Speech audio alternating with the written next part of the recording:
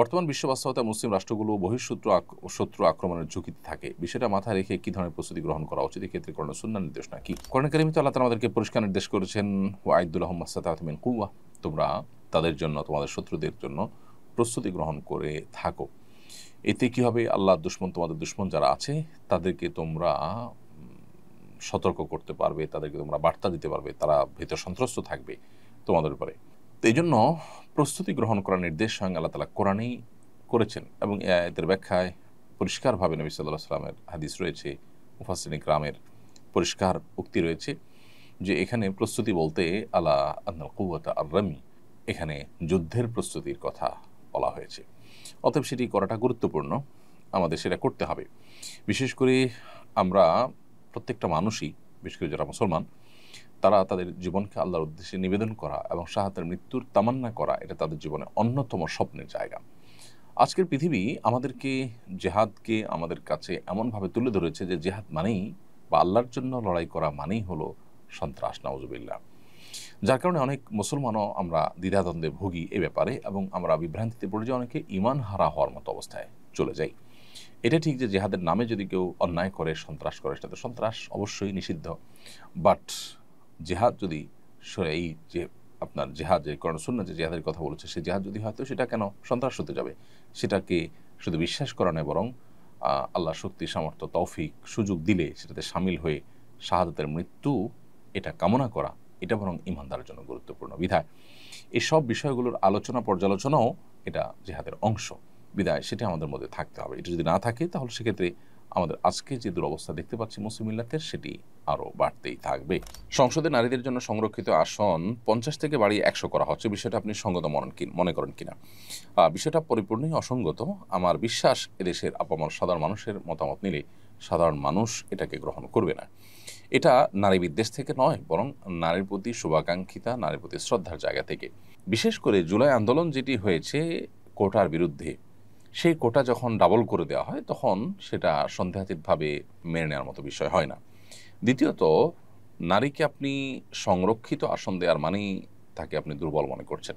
যদি আপনি মনে করেন নারী পুরুষেরই সমান, তাহলে সেক্ষেত্রে নারী তো পুরুষের সাথে লড়াই করে, নির্বাচন করে, তার যোগ্যতা দেখিয়ে তিনি সংসদে আসার কথা, কিন্তু তার জন্য আপনি কোটা করে দিচ্ছেন।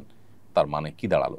তার মানে হলো তাদেরকে আপনি দুর্বল ভাবছেন, তারা পুরুষের সাথে লড়াই করে আসতে পারবে না। হ্যাঁ, আপনি বলতে পারেন যে পুরুষের সাথে লড়াই করার মতো পরিবেশ নাই, হান নাই, তার নাই। তাহলে সেক্ষেত্রে কতদিন এই কোটা আপনি টেনে যাবেন?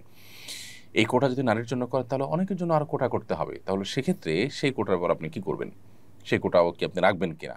আরও বহু কোটাই তো আপনাকে রাখতে হবে। মূলত আমরা তো কোটার বিরুদ্ধে প্রত্যেকটা মানুষ অবস্থান নিচ্ছে, মেধার উপরে আমরা সবাই নির্ভর করতে চাচ্ছি। সবচেয়ে বড় বিষয় যেটি, সেটি হলো যে পৃথিবীর অন্য যে সমস্ত দেশে নারীদের জন্য সংরক্ষিত আসন আছে, বেশিরভাগ দেশেই 10% বা 15%, 16-17% এর কাছাকাছি পার্সেন্টেজ আছে সংরক্ষিত আসন। এরকম আপনার প্রায় 1/3 আসন নারীর জন্য সংরক্ষিত রাখা জাতীয় সংসদে, এটার নজির খুবই কম।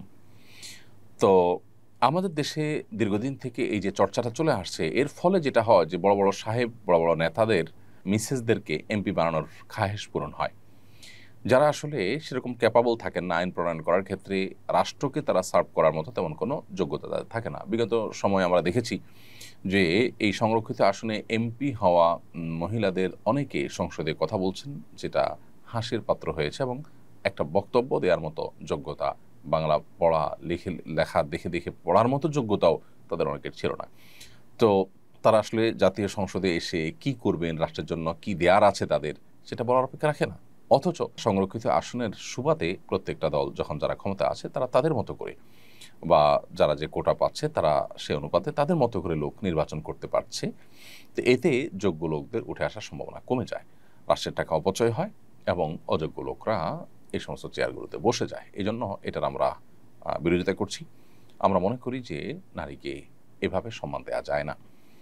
নারীকে যদি আপনি সংরক্ষিত আসন 100 না 200টাও দিয়ে দেন, তাতে কি নারীকে সম্মান দিতে পারবেন? আপনি বিগত আমলে আমরা 50টা সংরক্ষিত আসন দেখেছি। সেই সংরক্ষিত আসন থাকার পর কি নারীর নির্যাতন কমে গেছে? নারীর মর্যাদা সব জায়গায় প্রতিষ্ঠিত হয়ে গেছে? সংসদের নেত্রী যিনি, তিনি নিজে খোদ নারী হওয়ার পরও, স্পিকার বিরোধী দলের নেত্রী নারী হওয়ার পরও নারীর মর্যাদা পরিপূর্ণভাবে প্রতিষ্ঠিত হয়নি। আসলে এভাবে নারীর মর্যাদা প্রতিষ্ঠিত হবে না। এটার জন্য দরকার অ্যাওয়ারনেস, এটার জন্য দরকার হলো আমাদের জানাশোনা বাড়ানো, এবং সবচেয়ে বড় কথা হলো যে ধর্মীয় অনুশাসন যদি যথাযথভাবে চর্চা করা হয়, মেনে চলা হয়, তাহলে এমনিতে ইনশাআল্লাহ বিদিনিল্লাহ এই জাতীয় যে গ্যাপগুলো আছে সেগুলো দূর হয়ে যাবে। পশ্চিমারা আমাদেরকে যে সমস্ত থিওরি দেয় অন্ধের মতো সেগুলোকে মেনে নেওয়ার মতো একটা প্রবণতা আমাদের মধ্যে তৈরি হয়েছে, এটা হলো সবচেয়ে দুর্ভাগ্যজনক বাস্তবতা। জাদুটোনা নষ্ট করার জন্য কোনো আমলও দোয়া করব, কোন আমলও দোয়া করব? জাদুটোনা নষ্ট করার জন্য 3 কুলের আমল সবচেয়ে গুরুত্বপূর্ণ। সূরা ইখলাস, সূরা ফালাক, সূরা নাস 3 বার পড়ে ফু দেওয়া। এছাড়া এটার জন্য যথাযথ উপায় রুকিয়া শরঈয়া বা শরঈ ঝাড়ফুঁক যারা করেন তাদের শরণাপন্ন হয়ে বা পরামর্শ নিয়ে আমরা রুকিয়া করতে পারি। ইনশাআল্লাহ এর মাধ্যমে জাদু বা ব্ল্যাক ম্যাজিকের সমস্যা থেকে আমরা আত্মরক্ষা করতে পারবো বা এটাকে নষ্ট করতে পারবো, ব্ল্যাক ম্যাজিককে। যুদ্ধের সময় মুসলিম যোদ্ধাদেরকে ইসলাম কি কি বিষয় লক্ষ্য রাখার নির্দেশনা দিয়ে থাকে? যে কোনো যুদ্ধে একজন মুসলিম যখন অংশগ্রহণ করবেন, তার প্রথম আল্লাহর এবং আল্লাহ রসুলের পক্ষ থেকে প্রথম নির্দেশনা তার প্রতি যে এই যুদ্ধ হবে আল্লাহর খাতিরে। এটা কোনো জাতীয়তাবাদের চেতনা থেকে বা এটা কোনো অঞ্চলের প্রতি শুধুমাত্র আপনার কমিটমেন্টের জায়গা থেকে হবে না বা অন্য কোনো উদ্দেশ্য হবে না। যুদ্ধ হবেই এই জন্য যে আমি আল্লাহকে সন্তুষ্ট করতে চাই এবং যুদ্ধের মাধ্যমে আল্লাহর কালিমাকে, আল্লাহর পতাকাকে এটাকে বুলন্দ করতে চাই, জুলুমের পতন ঘটাতে চাই, কিন্তু তার বিনিময় চাই আল্লাহ তাআলার কাছে। এটি হবে একজন মুসলিমের যে কোনো যুদ্ধের ক্ষেত্রে সর্বপ্রথম আপনার লক্ষণীয় বিষয়। সেটি যদি না থাকে তাহলে এটি ইবাদত হিসেবেই গণ্য হবে না। এখানে জীবনদানটাই আল্লাহ তাআলার কাছে শাহাদাত হিসেবে গণ্য হবে না। এটি আমাদের মাথায় রাখতে হবে। আর যদি আমরা আল্লাহর সন্তুষ্টির জন্য, আল্লাহর কালিমাকে বুলন্দ করবার জন্য কিংবা জুলুমকে প্রতিহত করবার জন্য আল্লাহর কাছ থেকে সওয়াবের আশায়, বিনিময় পাওয়ার আশায় আমরা যুদ্ধ করি, তাহলে সেটি ইবাদতে পরিগণিত হবে, সেই জীবনদানটা শাহাদাতের জীবনদান হবে। এর বাইরে যে কোনো যুদ্ধের ক্ষেত্রেই নবী করিম সাল্লাল্লাহু আলাইহি ওয়াসাল্লামের কমন কিছু নির্দেশনা আছে। এর ভিতরে একটা হলো যে তিনি আমাদেরকে যুদ্ধক্ষেত্রেও অমানবিক আচরণ করতে নিষেধ করেন, পৈশাচিক আনন্দ উল্লাস করতে নিষেধ করেন এবং প্রতিপক্ষের কোনো মানুষ মারা গেলে তার লাশ নিয়ে পৈশাচিক আনন্দ করা, সেখানে কাটাছেঁড়া করা, সেটাকে টুকরা বিটুকরা করা কিংবা সেটাকে নিয়ে বিকৃত করা, এগুলো সবগুলোই কিন্তু নবী সাল্লাল্লাহু আলাইহি ওয়াসাল্লাম আমাদেরকে নিষেধ করেছেন। তার পাশাপাশি নারী এবং শিশু, বৃদ্ধ এবং বিভিন্ন উপাসনালয়ে উপাসনারত মানুষদেরকে হত্যা করতে নবী সাল্লাল্লাহু আলাইহি ওয়াসাল্লাম নিষেধ করেছেন। অতএব সে সমস্ত নিষেধাজ্ঞাগুলোকে মেনে একজন মানুষকে রণাঙ্গনে কাজ করতে হবে যদি তিনি মুসলিম হয়ে থাকেন। আপনার এই বছরের হজের অভিজ্ঞতা সম্পর্কে জানাবেন। আগামী বছর হজ করার নিয়ত করেছি, আপনার অভিজ্ঞতার আলোকে জানাবেন কীভাবে প্রস্তুতি নিতে পারি। এবছর হজের অভিজ্ঞতা খুবই ভালো আলহামদুলিল্লাহ। বাংলাদেশ পাহাড় তো বটেই, এর বাইরেও সৌদি পাহাড় যেটা মূল, সেখানে আলহামদুলিল্লাহ এবছর হজের কার্যক্রম বেশিরভাগ মানুষের কাছেই বেশ পছন্দ হয়েছে। অন্য যে কোনো বছরের তুলনায় সেখানকার এবারের ব্যবস্থাপনা বেশ ভালো ছিল। আমরা আশা করব সেটাকে উত্তরোত্তর তারা বৃদ্ধি করবেন এবং তারা হজযাত্রীদের হজকে আসান এবং সহজতর করবার জন্য নানাবিধ উদ্যোগ নেবেন। এর পাশাপাশি আগামী বছর আপনি যেহেতু হজে যাওয়ার নিয়ত করেছেন, আপনাকে আমার পরামর্শ থাকবে খুব ভালো করে একাধিকবার বিভিন্ন জায়গা থেকে আপনি ট্রেনিং নেওয়ার চেষ্টা করবেন। যত বেশি প্রশিক্ষণ গ্রহণ করবেন তত বেশি হজ আপনার জন্য সহজতর হবে, তত বেশি হজের ইবাদত আপনি করে আল্লাহর কাছে বেশি সওয়াবের ভাগীদার হতে পারবেন, হজকে অর্থবহ করতে পারবেন। এই জিনিসটা আমাদের অনেক হাজি সাহেবরা করেন না। সব রকম প্রস্তুতি নেন, কিন্তু হজের আগে সঠিক গাইডলাইন নেওয়ার জন্য যে প্রশিক্ষণ প্রয়োজন, সেই প্রপার প্রশিক্ষণ অনেকে নিচ্ছেন না। এটা ভুল। তো আমি আপনাকে অনুরোধ করবো সেই কাজটি করার জন্য। নাইম আহমদ লিখেছেন, অনলাইন থেকে পণ্য অর্ডার করে অনেক সময় প্রয়োজন না থাকায় তা গ্রহণ করি না। এতে সেলারের ডেলিভারি চার্জ সহ লোকসান হয়। এমন করলে কি আমাদের গুনাহ হবে? ইসলামের বিষয়ে কি বলে? এটা তো এক ধরনের প্রতারণা। আমি যদি অর্ডার দিয়ে সেটা গ্রহণ না করি, অর্ডার দেওয়ার পর যদি আমার সিদ্ধান্ত পরিবর্তন হয় তাহলে তার দায়টা আমার। তবে যদি যৌক্তিক কারণ সিদ্ধান্ত পরিবর্তন হয়, যেমন অর্ডার দিয়েছি যা, সেটা দেখার পর আমি বাস্তবে পেয়েছি ভিন্ন জিনিস, তাহলে সেক্ষেত্রে ফেরত দেওয়ার অধিকার আমাদের আছে। আর না হলে ফেরত দিলে তার ডেলিভারি চার্জ আমাকে বহন করতে হবে এবং সেটা বিক্রেতাকে দিতে হবে। অনেকে হজ বা ওমরা করে এসেও আবার সুদ, ঘুষ, দুর্নীতিতে জড়িয়ে পড়েন। ইসলামের দৃষ্টিতে এদের অবস্থান কি? যারা হজ অথবা ওমরা করে এসেও সুদ, ঘুষ, দুর্নীতি এ সমস্ত অন্যায় এবং অপরাধ কর্মে জড়িয়ে পড়েন, তাদের হজের মাধ্যমে নিষ্পাপত্য পাওয়ার যে সুযোগ তৈরি হয়েছে, সে সুযোগটা নষ্ট করাটা হবে কোরআন কারীমের সে আয়াতের মতো, যে আয়াত আল্লাহ বলেছেন, ওয়ালা তাকুনু কাল্লাতি নাকাদাত গাজলাহা মিন বাদি কুওয়াতিন আনকাসা। তোমার সেই নারীর মতো হয়েও না যে নারী অনেক কষ্ট করে সারাদিন রশি পাকিয়ে রশির মাথায় গিরা দিয়ে যখন পাকটাকে হেফাজত করবেন, তখন তিনি পাক ছেড়ে দিলেন, তখন তার সারাদিনের যে পাক রশি পাকিয়ে পাকিয়ে এটাকে যে রশির পর্যায়ে এনেছেন সেটা নষ্ট হয়ে গেল। তোমরা তাদের মতো হইও না। অর্থাৎ আপনি হজ করে এসেছেন, ওমরা করে এসেছেন, আল্লাহর ঘরে গিয়ে যে নিষ্পাপত্বের যে সুযোগ, বিশেষ করে যখন কেউ হজ যথাযথভাবে করে আসে, হজ মাবরুর করে আসে, তখন সে সদ্য ভূমিষ্ঠ আর শিশুর মতো নিষ্পাপত্ব নিয়ে আসে। তো সেটা আসার পর আবার যদি অপরাধ কর্মে জড়িয়ে পড়ে মানুষ, তাহলে কেমন যেন ওই যে রশির পাক দিতে দিতে গিয়ে একেবারে মাথায় শুধু বাঁধা বাকি, ওই সময় ছেড়ে দিয়ে পাক পুরো রশিটাকে নষ্ট করার মতো হয়ে যায়। এটা খুবই দুর্ভাগ্যজনক এবং এটা আত্মঘাতী কাজ। বিধায় আমাদের উচিত হজ এবং ওমরাতে আমরা যে নূরটা অর্জন করি সে নূরটা ধরে রাখার। এটার জন্য অবশ্য আমাদের নানাবিধ পরিশ্রম, নানাবিধ উদ্যোগ নেওয়ার দরকার, ভালো পরিবেশ, আল্লাহর কাছে দোয়া এবং হজ এবং ওমরার সেই পবিত্র মুহূর্তগুলোকে স্মরণ এবং সেগুলো দিয়ে আপনার নিয়মিত নিজেকে আপনার গাইডে রাখা, নিজেকে সঠিক পথে রাখার চেষ্টা আমাদের মধ্যে থাকা দরকার। বাকি কেউ যদি গুনাহে লিপ্ত হয়ে যায়, এর মানে এই না যে তিনি ইসলাম থেকে খারিজ হয়ে গেছেন। তার আবারও কাউন্সেলিংয়ের মাধ্যমে, তার আবারও ইমানের নূর হাসিল করার মাধ্যমে মূল জায়গায় ফিরে যাওয়ার চেষ্টা করা দরকার। আমার বাড়ির সিঁড়ি ও করিডোরে সিসিটিভি ক্যামেরা লাগিয়েছি, এটা নিরাপত্তা বিধানের সহায়ক। তবে ইনি আমি একটু দ্বিধাদ্বন্দ্বে ভুগছি, এটা প্রাইভেসি লঙ্ঘন বলে পরিগণিত হবে কি না, সমাধান জানিয়ে দুশ্চিন্তামুক্ত করবেন প্লিজ।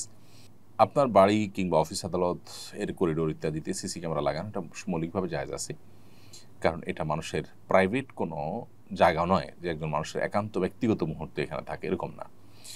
এটা যেহেতু পাবলিক প্লেসের মতোই সবার চলাচলের জায়গা, বিধায় এখানে সিসি ক্যামেরা থাকাটা দর্শনীয় নয়। তবে একান্ত প্রাইভেট মুহূর্ত মানুষ যে সমস্ত জায়গাগুলোতে কাটায়, যে সমস্ত জায়গাগুলোতে মানুষের ব্যক্তিগত আপনার মুহূর্তগুলো অতিবাহিত করে, সেখানে সিসি ক্যামেরা লাগানো জায়েজ হবে না। তাহমিনা আক্তার আপনি লিখেছেন, আমার বাবা ব্যাংক থেকে লোন নিয়েছিলেন, শোধ করতে না পারায় জেলখানায় আছেন বর্তমানে। আমার প্রশ্ন হচ্ছে, ব্যাংকের লোন শোধ না করে যদি আব্বু মারা যায়, তাহলে কি লোন গ্রহণের শাস্তি আব্বুকে পেতে হবে? লোন দেওয়ার মতো অবস্থায়ও নেই তিনি, লোন প্রায় 1 কোটি টাকার মতো সব মিলিয়ে। সাধারণত সুদী লোনই হয়ে থাকে আমাদের দেশে, সচরাচর কনভেনশনাল ব্যাংকগুলো থেকে মানুষ লোন নেন, সুদভিত্তিক লোনই হয়ে থাকে। সুদভিত্তিক লোন যদি হয়ে থাকে, তাহলে সেক্ষেত্রে এই লোন নেওয়া তো গুনাহের কথা হয়েছে, লোন নেওয়ার কারণে তিনি গুনাহগার হবেন, আবার লোন পরিশোধ না করার কারণে তিনি আরেক গুনাহগার হবেন।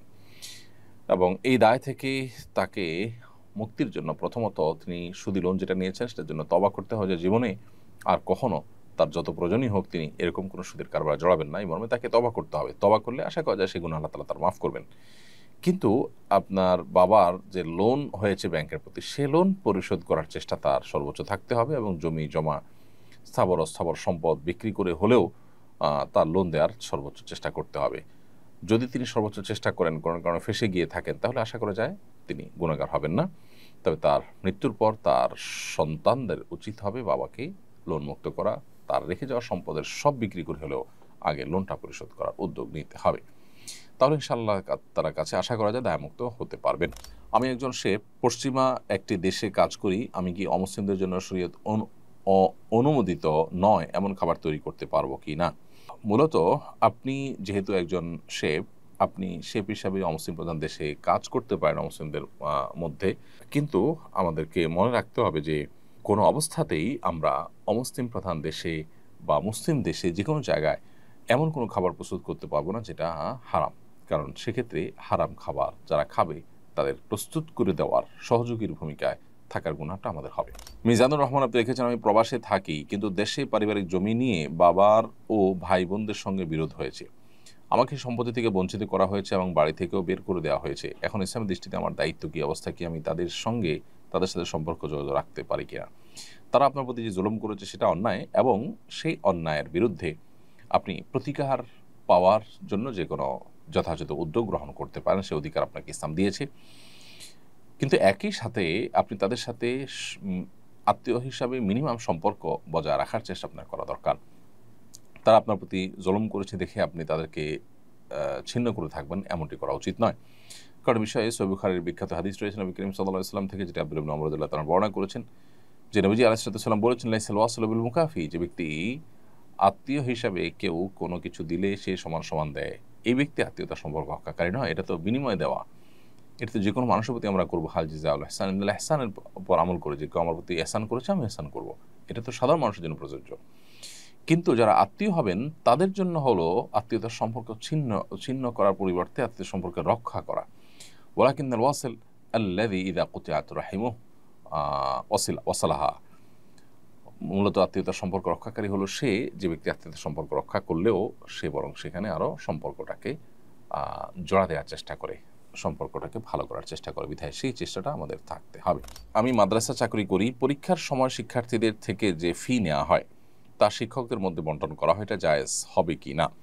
হ্যাঁ ভাই জুবায়ের, এটি জায়েজ, এটি না জায়েজ হওয়ার কোনো কারণ নাই।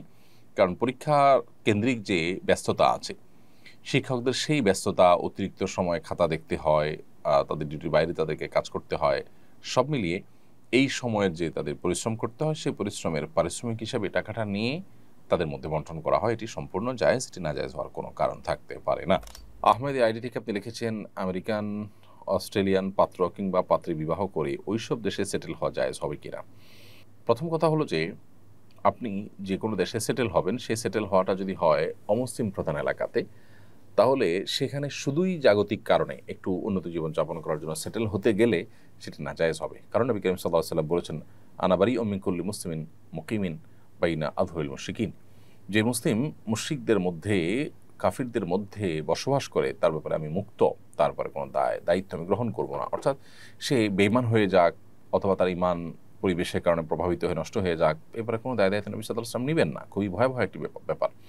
তো এই জন্য অমুসলিম প্রধান এলাকাতে বসবাস করলে আমাদের উদ্দেশ্য হতে হবে প্রথমত সাময়িক পড়াশোনা, ব্যবসা বাণিজ্য ইত্যাদির জন্য বসবাস, অথবা স্থায়ী বসবাস হলেও সেখানে আমাদের উদ্দেশ্য হবে মূলত দিন প্রচার, দাওয়াতি কাজ, আল্লাহর দিনকে সেখানে রিপ্রেজেন্ট করা, মানুষের কাছে পৌঁছে দেওয়া।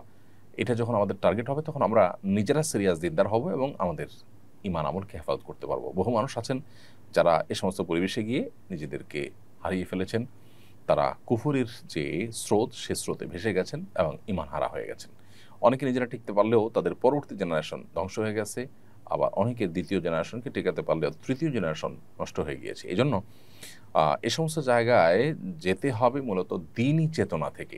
দিনই চেতনা থেকে যদি কেউ যান তাহলে সেভাবে তার সন্তানদেরকে, তার সন্তানরা তার সন্তানদেরকে এভাবে প্রজন্ম পরম্পরা তারা টিকিয়ে রাখতে পারবেন এবং নিজেদের ঈমান আমল টিকিয়ে তারপর দাওয়াতি কাজ করার স্কোপ তখন তৈরি হবে যখন তাদের মূল উদ্দেশ্যই হবে দাওয়াত। অতএব সেই চিন্তা ছাড়া শুধু পার্থিব ভালো জীবন অতিবাহিত করার জন্য মূলত এরকমটি করা সঠিক হবে না। আস-সুন্নাহ ফাউন্ডেশন, উম্মার স্বার্থে সুন্নাহর সাথে।